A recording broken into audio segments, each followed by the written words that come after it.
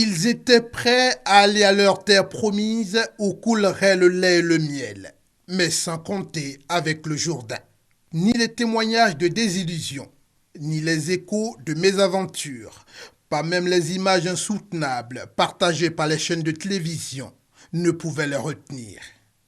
Prêts qu'ils étaient à traverser monts et vallées pour une vie meilleure, qu'on ne peut trouver chez soi.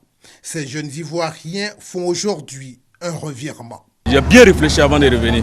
Je me suis dit que peut-être ici je pourrais avoir un avenir encore plus mieux parce que, comme je le dis toujours, l'homme est mieux que chez soi. J'ai été agressé 2 fois, j'ai perdu trop de choses, j'ai eu trop de problèmes en Libye. Vraiment, c'est pas facile. Mieux, leurs énergies, ils veulent maintenant les utiliser pour décourager leurs autres amis, gagnés en ce moment par un projet de ce genre. Le seul message que je peux dire aux jeunes, choisir d'aller en Europe c'est mieux, mais aller par la voie officielle, c'est encore plus mieux. Un voyage clandestin n'aboutit jamais. Quelqu'un qui va là derrière l'eau, il faut qu'il va dans l'avion. Sinon, clandestin, tu passes par Burkina, Niger. De Niger, on peut mettre 30 personnes, il y a 35 personnes dans une seule bâchée. Pour entrer en Libye, on te fait comme cadavre. On te met dans les bâchés et puis on te couvre. Alors, quand on te couvre maintenant, on te fait des kilomètres dans les Sahara pour manger ces problèmes. Tout est difficile. Les 4000 kilomètres dominés par l'immense désert du Sahara et du Sahel, qui séparent Abidjan du seuil de la Méditerranée.